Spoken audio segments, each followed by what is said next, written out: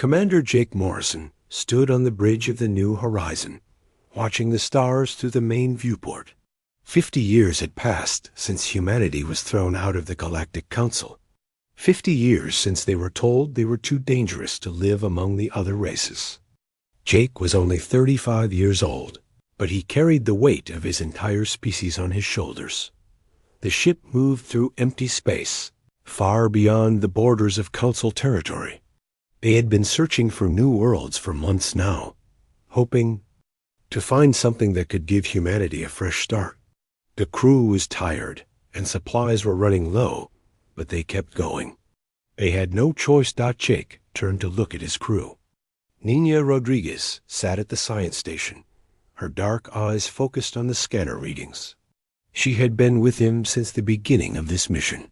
Pete Collins worked at the engineering console, making sure the ship kept running despite the constant strain of deep space travel. Amy Stone stood at the weapons station, always ready for trouble. They were good people, all of them. They deserved better than this endless wandering. The exile had been swift and brutal. Jake remembered the news broadcasts from Earth 50 years ago. Dire Lisa Carter, Earth's ambassador to the Council, had tried her best to defend humanity. She had argued that humans were not naturally violent, that they only fought to protect what they loved. But the three ancient races that ruled the Council had already made up their minds. The Eltheri, with their ability to read thoughts, claimed that human minds were filled with too much aggression. The Zentok, who shared a collective consciousness, said that humans were too individual and unpredictable. The Vix-Tai, beings made of living crystal, declared that humanity's emotional nature made them unstable. The vote was unanimous. Humanity had 30 days to leave all their colonies in Council space and never return. Admiral Ryan Blake had led the evacuation fleets. Millions of humans had been forced to abandon their homes, their businesses, their entire lives. They had taken what they could carry and headed into the unknown regions of space. Some ships had gone in different directions, hoping to spread out and find new places to settle. Jake's group had been traveling for years now, moving further and further from everything they had once known. The silence on the bridge was broken by Nina's voice. "Commander, I'm picking up something strange on the long-range sensors." She looked up from her console with a puzzled expression. "It's a ship, but the readings are unlike anything I've seen before." Jake walked over to look at her screen. The sensor data showed a vessel drifting in space about 2 hours away at their current speed. It was large, maybe 3 times the size of the New Horizon, but it wasn't moving under its own power. Any signs of life? Nina adjusted the sensors and studied the results.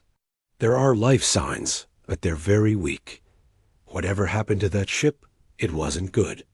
She paused and looked at Jake. "Sir, the design doesn't match any Council species we know about." Amy Stone spoke up from her station. "Could be a trap, Commander. The Council might have sent someone to follow us." Jake considered this possibility.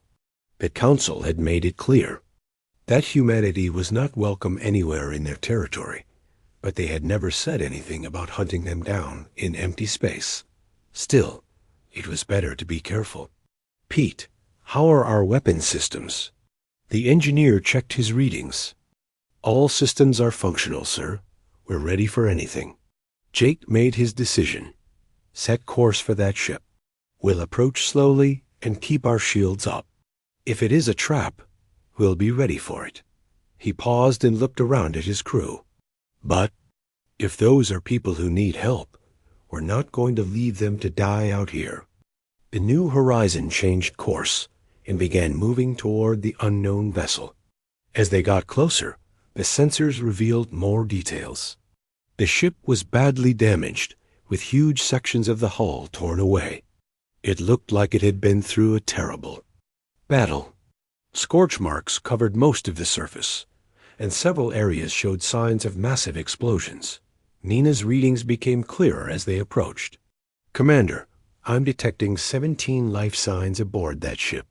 They're all very weak, probably injured. The ship's power systems are failing, and their life support won't last much longer. Jake felt the familiar weight of command pressing down on him. These were not humans. That much was clear from the ship's design. But they were living beings who needed help. After 50 years of wandering in exile, humanity had learned what it felt like to be alone and desperate. He could not turn away from others who might be feeling the same way. "Open a communication channel," Jake ordered.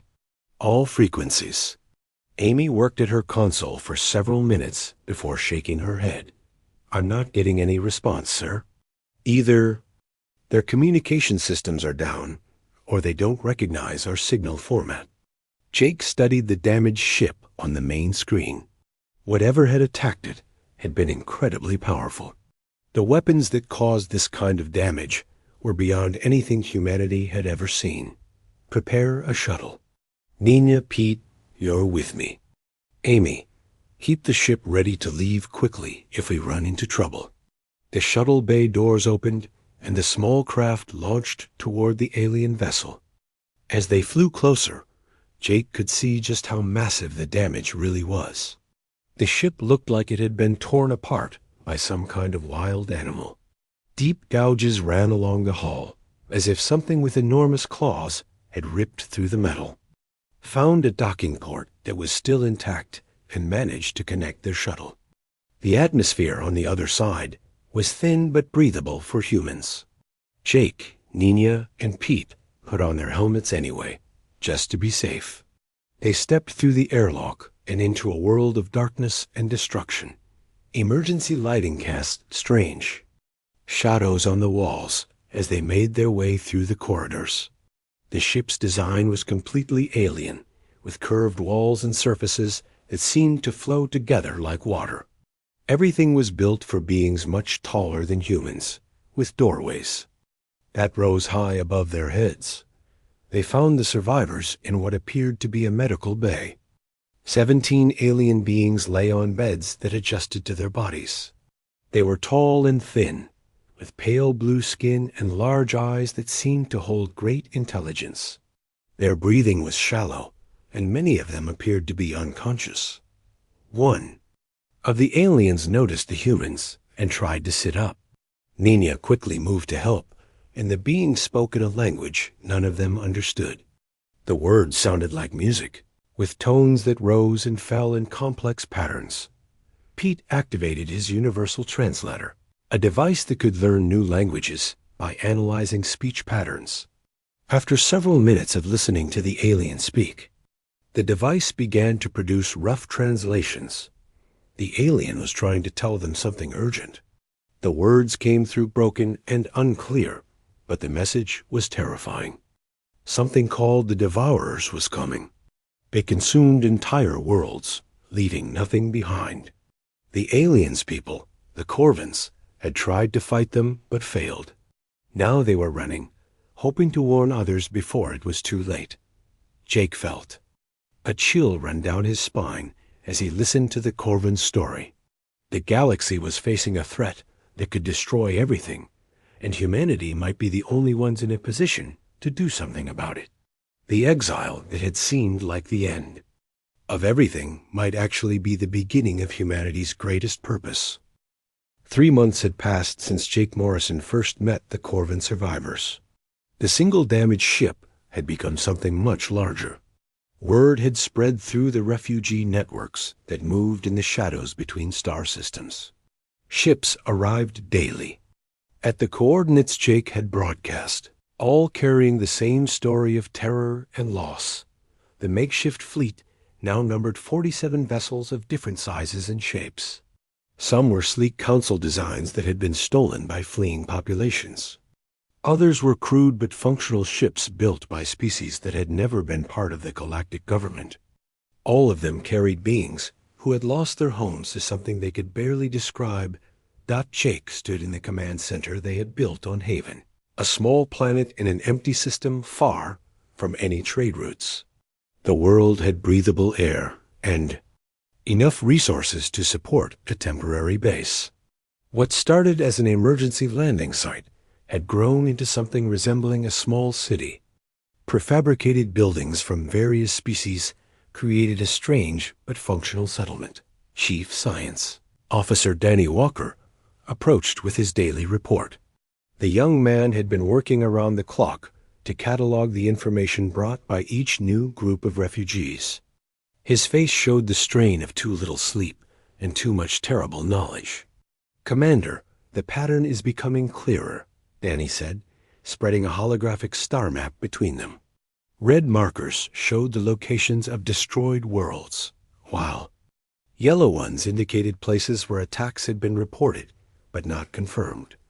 Whatever is doing this, they're not random. They're moving in a specific direction. Jake studied the map carefully. The red zones formed a rough spiral pattern that seemed to be closing in on the galaxy's populated center.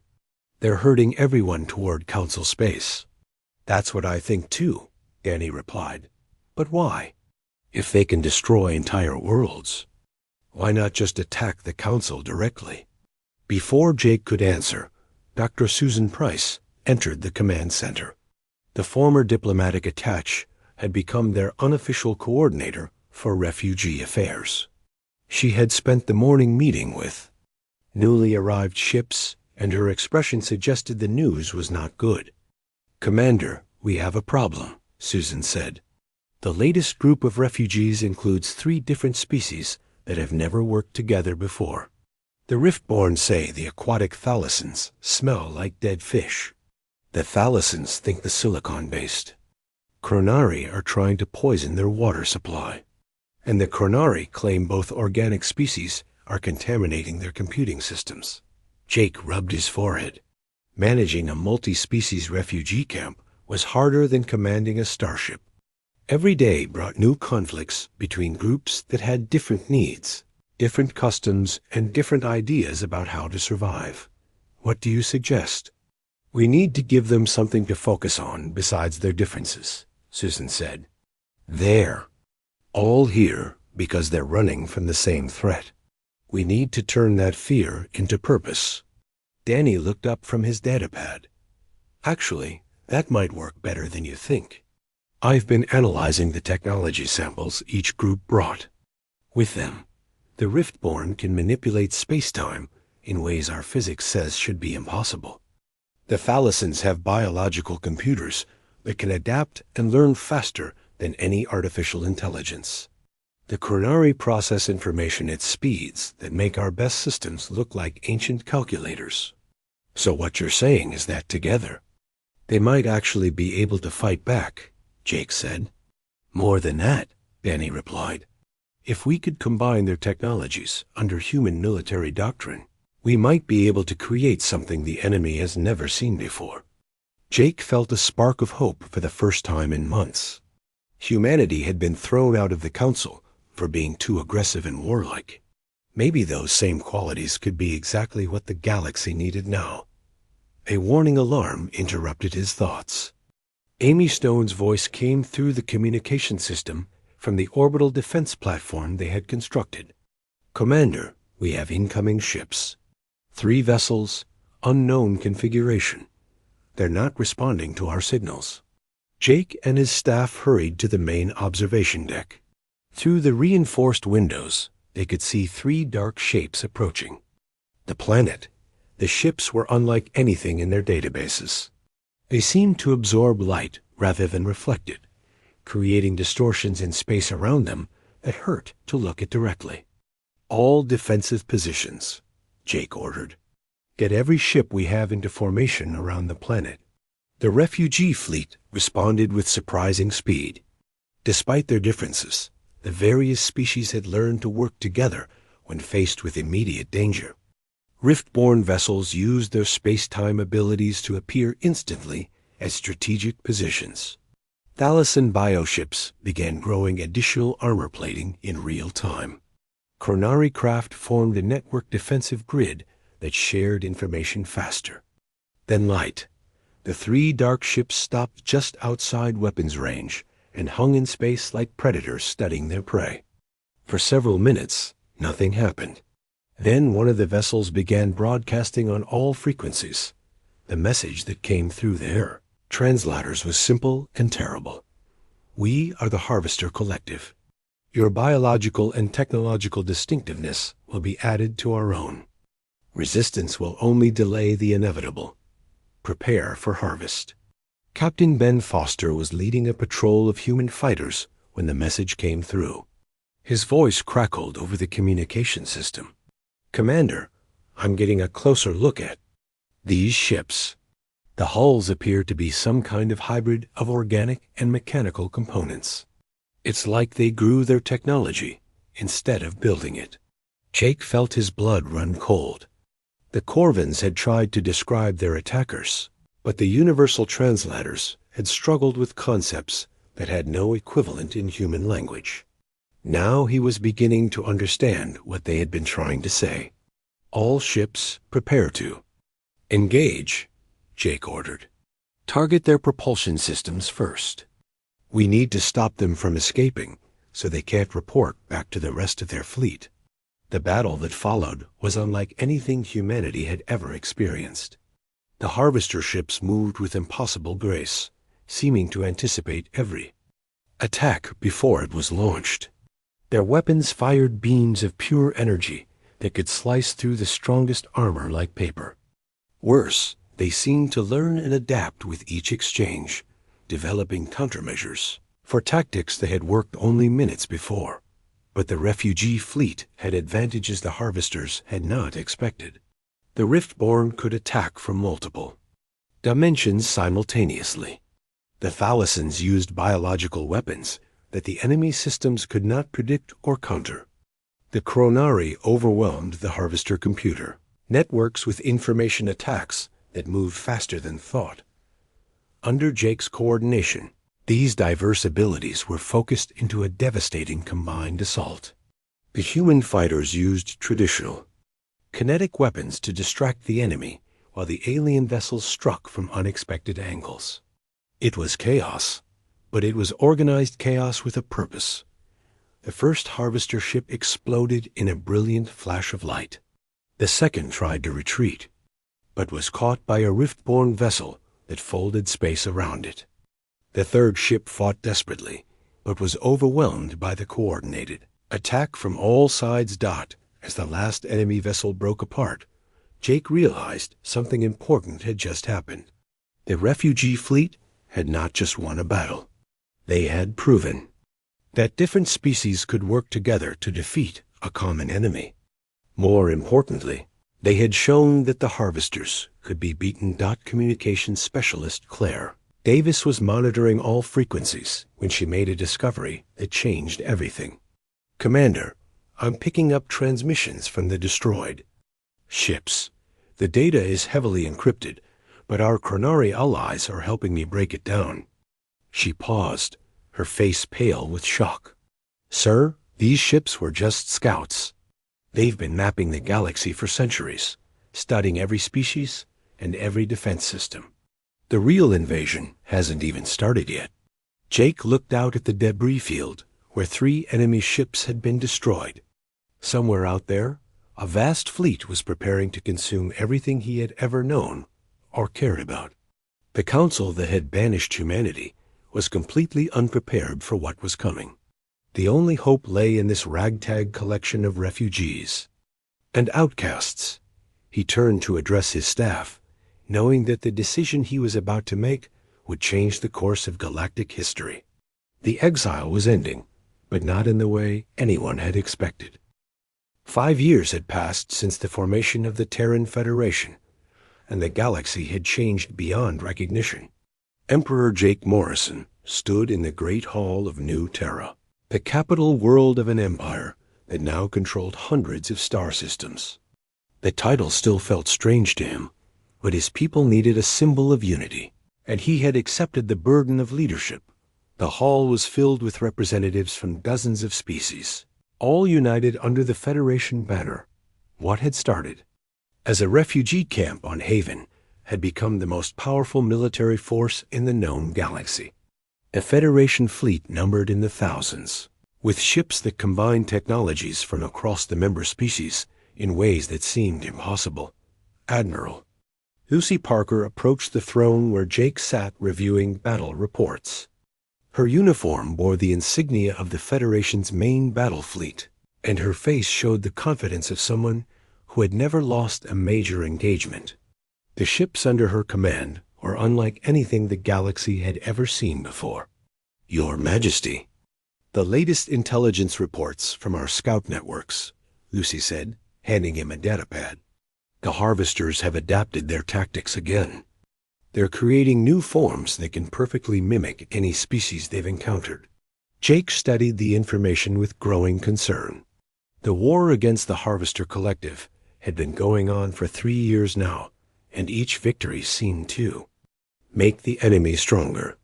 They learned from every defeat, incorporating the knowledge and abilities of destroyed civilizations into their own forces. General Tom Brooks entered the hall with his usual military precision.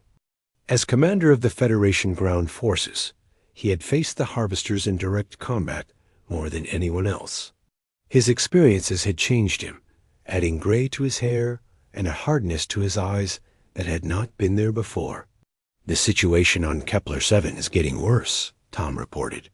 The Harvesters have created perfect copies of our own soldiers. They know our tactics, our weapons, even our personal habits.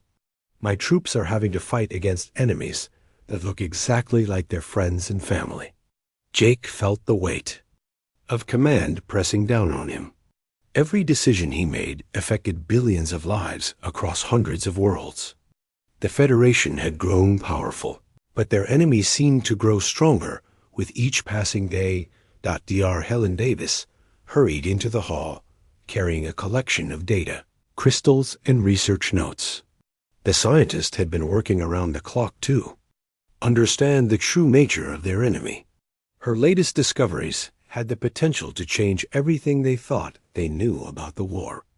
Your Majesty, I've made a breakthrough, Helen said, her voice excited despite her exhaustion. The Harvesters aren't just consuming civilizations randomly. They're searching for something specific. Ancient artifacts left behind by the precursors. The first sapient species in the galaxy.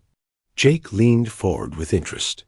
The precursors were legendary beings who had supposedly vanished millions of years ago, leaving behind only ruins and mysteries. Most scientists believed they were just myths, but Helen's research suggested otherwise. What kind of artifacts? Jake asked. Helen activated a holographic display that showed star maps and archaeological data, devices that can manipulate the fundamental forces of reality. The Harvesters have been following the same paths the precursors used when they first spread across the galaxy. Every world they attack has some connection to precursor sites. Lucy studied the display with a tactical eye. If we can figure out where they're going next, we can set traps for them. It's more than that, Helen continued. If the Harvesters find what they're looking for, they'll be able to consume entire star systems simultaneously. The scale of destruction would be beyond anything we've seen so far. A communication alert interrupted their discussion. Amy Stone's voice came through the speakers from the Orbital Command Center.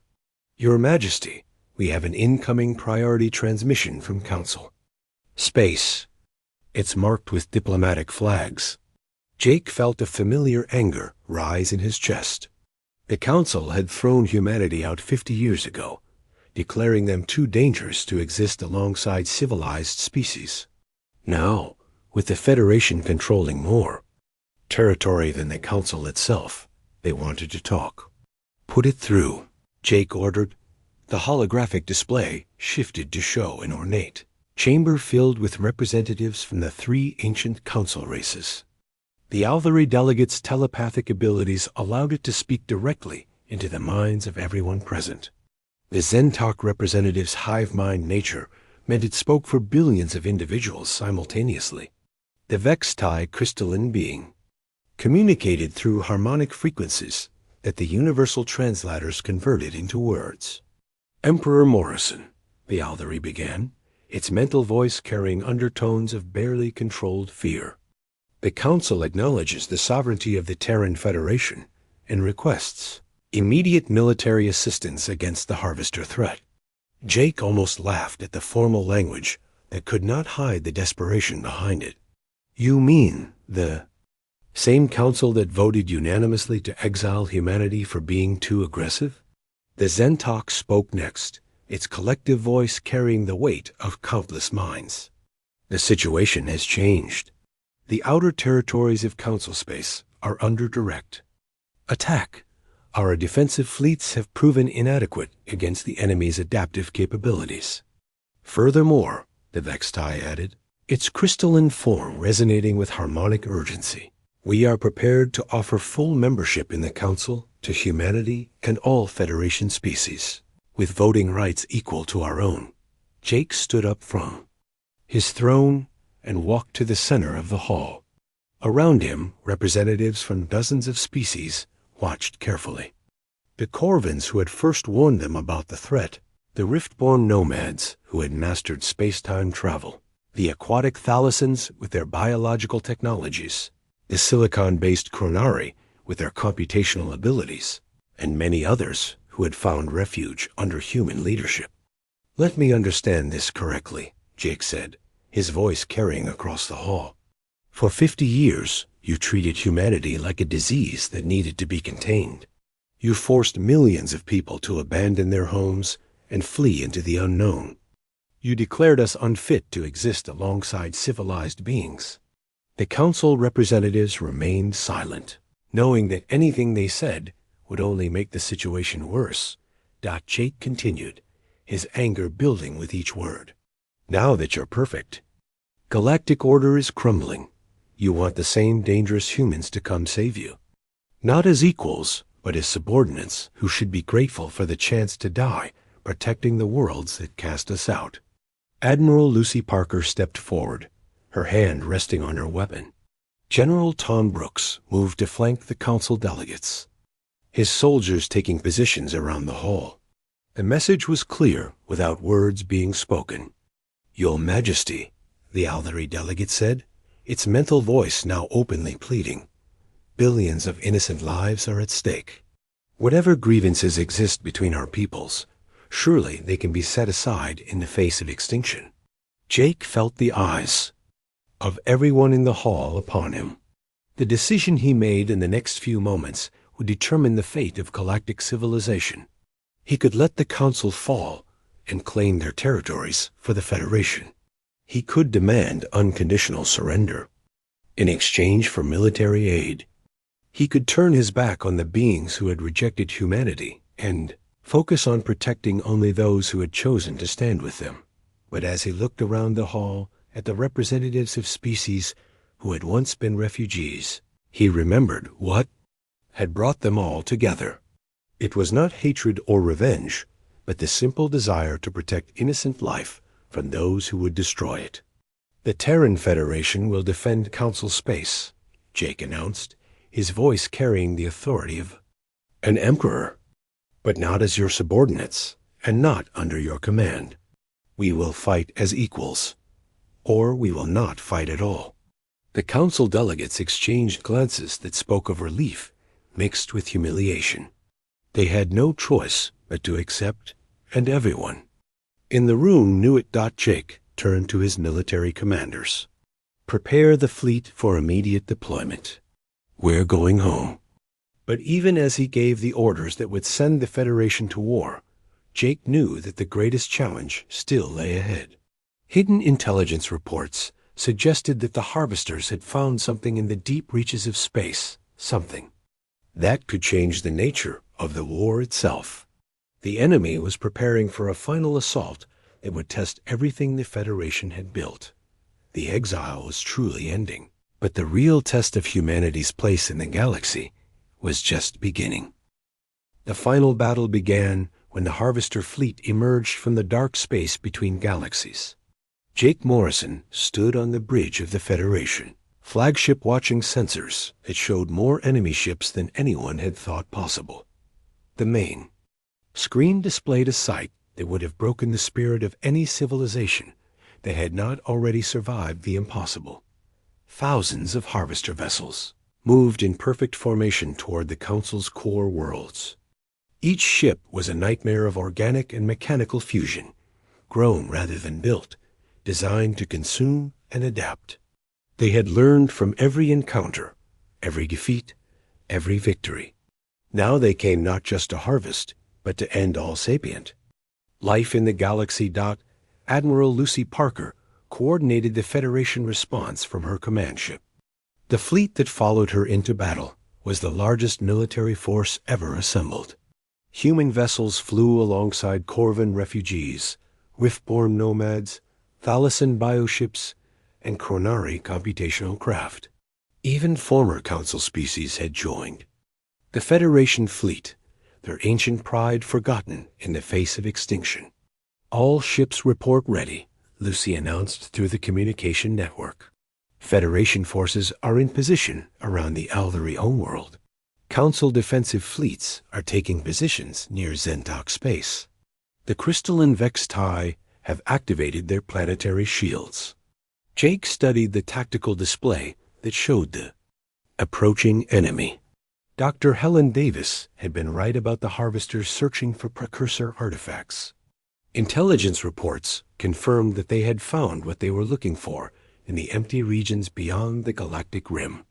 Now they were returning to use it. Young Admiral Chris Kelly's voice crackled through the speakers from his position near the outer defensive line. Your Majesty, we're detecting massive energy readings from the center of the harvester formation. It's unlike anything in our databases. General Tom Brooks was commanding ground forces on 12 different worlds simultaneously. His troops included humans, aliens, and even some former Council soldiers who had requested to serve under Federation command. Surface installations report ready. If any of them get through the fleet, we'll be waiting. Jake felt the familiar weight of command. But this time it was different. He was no longer just protecting refugees or building an empire. He was fighting for the future of all sapient life in the galaxy. The responsibility was overwhelming, but he had learned to carry it. The harvester fleet reached weapons range and immediately opened fire. Energy beams that could slice through planets struck the Federation shields with devastating force. Ships exploded in brilliant flashes of light as the enemy weapons found their targets. But the Federation forces fought back with everything they had learned in 5 years of constant warfare. Riftborn vessels used their mastery of space-time to attack from multiple dimensions simultaneously. Thalassian bioships adapted their defenses in real time, growing new armor and weapons as the battle progressed. Chronari craft overwhelmed enemy systems with computational attacks that moved faster than light. Human ships provided the coordination and tactics that turned individual abilities into devastating combined assaults. The battle raged across 3-star systems as both fleets maneuvered for advantage. Space itself seemed to burn as weapons that could destroy worlds met shields that could withstand the force of dying stars. Ships died on both sides, but the Federation fleet held its ground, and the harvesters revealed their ultimate weapon. At the center of their formation, a massive structure began to unfold. It was clearly of precursor origin, but corrupted and twisted by harvester technology. Ancient symbols glowed with malevolent energy as the device activated. Captain Sandy Wright was leading a reconnaissance squadron when she first saw what the weapon could do. All ships, we have a problem. That thing just drained the life force from an entire moon. Every living thing on the surface is gone, converted into pure energy. Jake realized with growing horror what the harvesters had found. It was not just a weapon, but a harvesting device that could consume the life force of entire worlds simultaneously. If they managed to deploy it fully, every living being in the galaxy would die in minutes. All forces, target that structure, Jake ordered. Everything we have right now. The entire Federation fleet turned toward the precursor device. Thousands of ships fired simultaneously, creating a storm of energy that lit up space like a newborn star. But the ancient technology was protected by shields that had been designed to last for millions of years. As the assault continued, Dr. Helen Davis made a discovery that changed everything. Working with precursor data they had recovered from ancient ruins, she found references to the device's true purpose. Your Majesty, this weapon isn't just a harvesting tool. It's a containment system. The precursors built it to trap something even worse than the harvesters. Jake felt a chill of understanding. What do you mean? The harvesters aren't the original threat, Helen explained, her voice tight with fear. They're the remains of a civilization that was consumed by something else, something that the precursors had to sacrifice themselves to contain. This device was meant to keep that thing locked away forever. The implications hit Jake like a physical blow. The harvesters were not trying to use the device as a weapon. They were trying to free whatever had consumed their original civilization. If they succeeded, the galaxy would face something infinitely worse than anything they had encountered before. Can we stop them? Jake asked. Helen was quiet for a moment. As she processed the ancient data, there might be a way. The precursors left behind a failsafe, but activating it would require someone to enter the device directly. The energy levels inside would be lethal to any known form of life. Jake made the decision without hesitation. Prepare a shuttle. I'm going in. Sir, that's suicide, Lucy protested through the communication system. Maybe, Jake replied. But if we don't try, everyone in the galaxy dies anyway. The shuttle bay doors opened, and Jake's small craft launched toward the precursor device. Around him, the Federation fleet fought desperately to keep the harvesters away from their emperor. Ships died to protect his approach, their crews sacrificing themselves for the chance to save everything they had ever known. Jake's shuttle slipped through the device's defenses and docked with an ancient airlock. Inside, he found corridors that hummed with power beyond imagination. The precursors had built this place to last forever, and their technology still functioned after millions of years. At the heart of the device, Jake found what he was looking for. A control chamber filled with crystalline interfaces that responded to his touch. The failsafe was there, waiting to be activated, but the cost would be enormous. Activating it would not only destroy the device, but create a barrier that would separate this galaxy from the darker regions of space forever. Jake placed his hands on the controls and felt the ancient technology respond to his will. The device had been waiting for someone worthy of making the ultimate sacrifice. As the failsafe activated, Jake felt his life force being drawn into the machinery, becoming part of the barrier that would protect the galaxy. The explosion that followed could be seen from 1,000 light years away. The precursor device and the entire harvester fleet vanished in a burst of energy that rewrote the laws of physics in the surrounding space. When the light faded, a barrier of pure force separated the galaxy from the cosmic horrors that lay beyond. On Earth, now the capital of a galactic empire, representatives from every species gathered to witness the signing of the new galactic charter. Admiral Lucy Parker, now serving as regent until new elections could be held, stood before the assembled delegates. Jake Morrison gave his life so that all of us could be here today, she said, her voice carrying across the great hall. He was cast out for being too human, but in the end, it was his humanity that saved us all. Today, we choose to honor that sacrifice by building a galaxy where no species will ever be cast out for being different. The charter that was signed that day established principles that would guide galactic civilization for generations to come. Protection of the innocent, cooperation between different species, and the determination to face any threat together. The Terran Federation became the foundation for a new kind of government, one that valued diversity and strength in equal measure.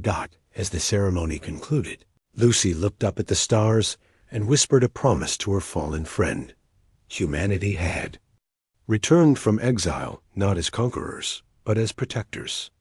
The galaxy was safe, and it would remain safe as long as anyone remembered the lesson. Jake Morrison had taught them all. Being human meant never giving up on those who needed protection, no matter the cost.